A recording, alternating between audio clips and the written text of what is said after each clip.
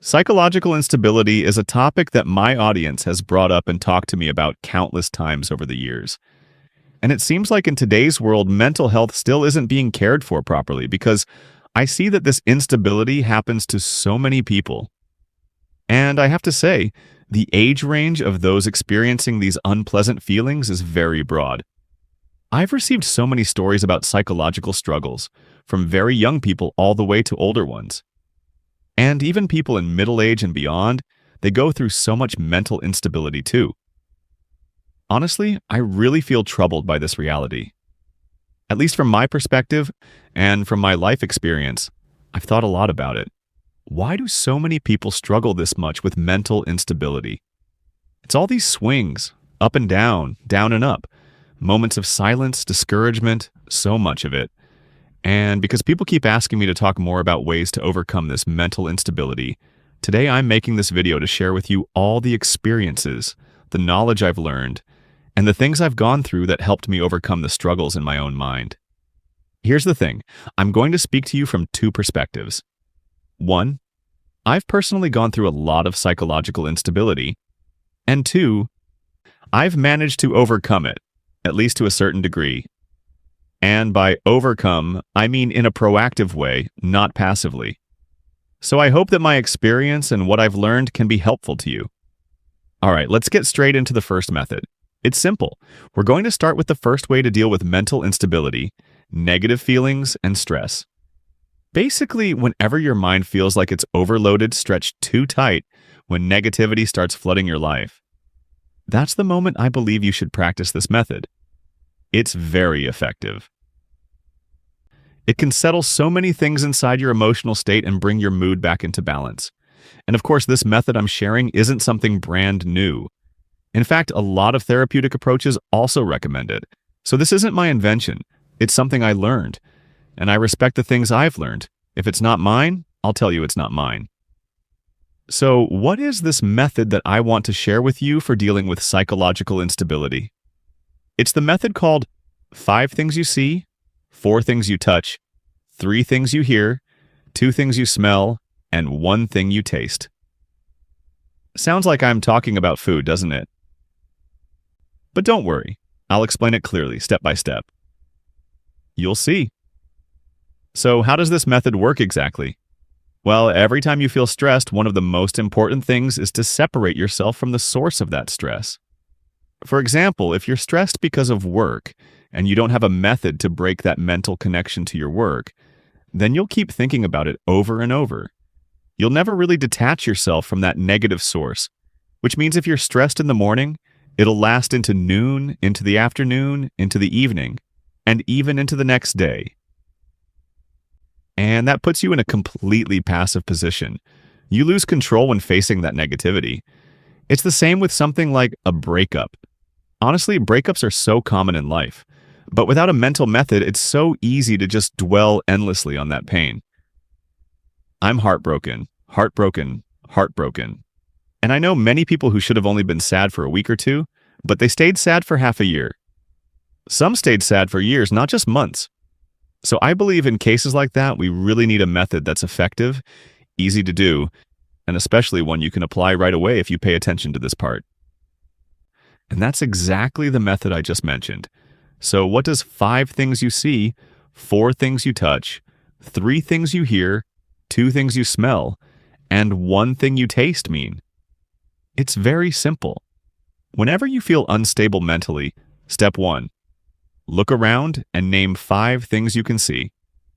That's it.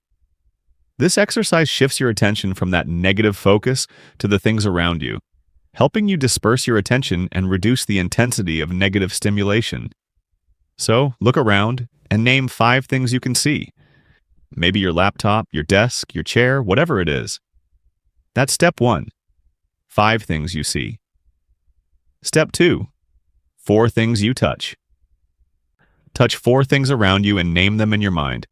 It could be your computer mouse, your desk, that plant over there, the printer, whatever. Do it slowly, gently, and focus all your attention on what you're touching in this step. Step 3. 3 things you hear. Raise your hand, everyone. This is where you focus on sound.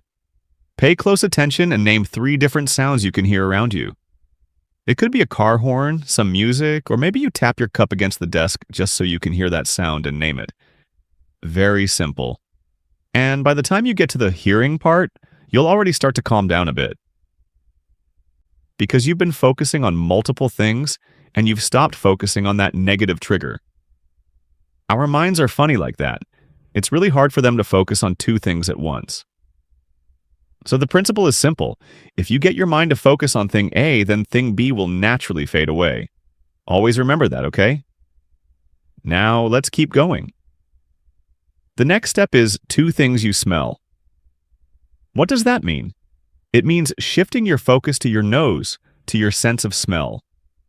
Notice what you're smelling in the moment and list out 2 different scents you can pick up. If you have a little bottle of perfume in your bag, for example, it's take it out and smell it. The whole point here is to focus on your sense of smell. And then the final step is 1 thing you taste. That means bringing your attention to your sense of taste and trying it out. In many of the exercises abroad, they suggest things like, if you're wearing lipstick, for example, try noticing.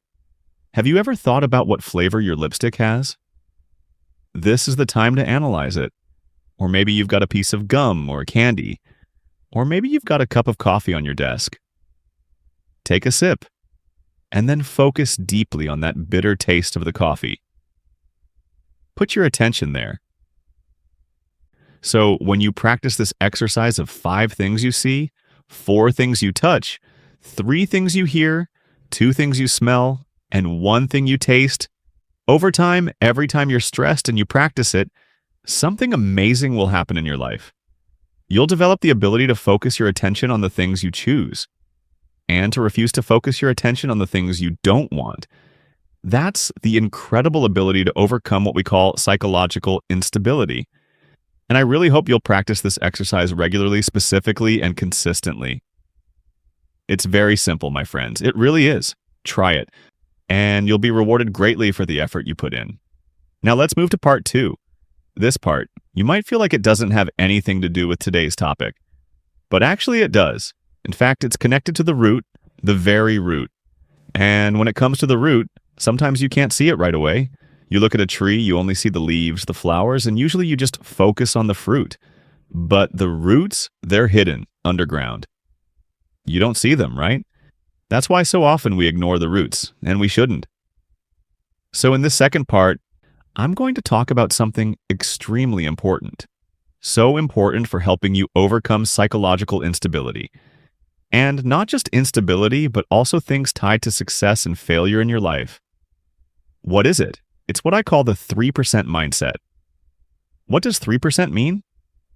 For example, let's go back to the 5-4-3-2-1 method I just shared with you in part 1. I know that many of you will get excited after hearing it. You'll grab a notebook, write it down, and start practicing it. But I also know for sure that maybe 2 or 3 days later, you'll stop. You won't do it anymore. And a week later, you'll start creating beliefs like, this method doesn't work. This method is silly. This method is this. This method is that. I can already predict that process. And that's one of the most common reasons why people quit so easily. There are people who, at some point in life, end up believing that no method in this world will ever work for them. I've seen way too many lives like that. So to fix this problem of giving up too easily, I came up with what I call the 3% mindset. What does that mean? Let's say today you practice something new. Don't think that just because you tried it once, you've solved your problem 100%. For example, if you're dealing with psychological instability and you use the 5-4-3-2-1 method for one day, don't ever think you've completely overcome your instability. No, forget it. Think instead, I've only overcome it by 3%. Adopt that mindset, because that's how life actually works. The next day, when you practice again, you can say, now I've overcome it by another 3%, which makes it 6%. And with every practice, you add another 3%, and so on, until one day you finally reach 100%. And that's the point when you've really mastered it, when you've become skilled, and when you've truly overcome and resolved the instability you face. That's when it counts. But don't fall into the trap of practicing a few days and then forgetting it. That won't take you anywhere in life. In fact, it creates a very negative pattern. You'll end up quitting everything too easily. Whatever you try, you'll give up after a few days, and that habit will drown your whole life. So please think carefully about this 3% mindset.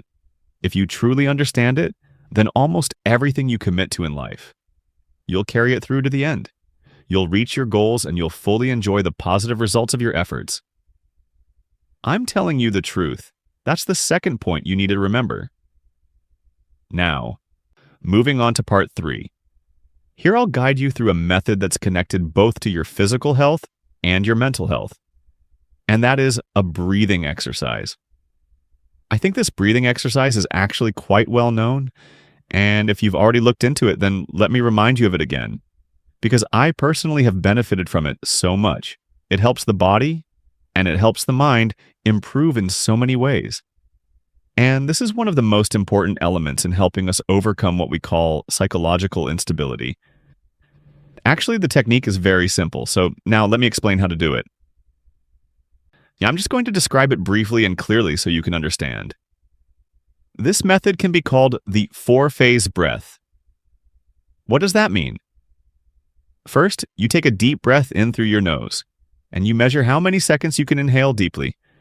Maybe it's 5 seconds, right? Some people, if they can go deeper, might reach 9 or 10 seconds, but let's just use 5 seconds as the baseline.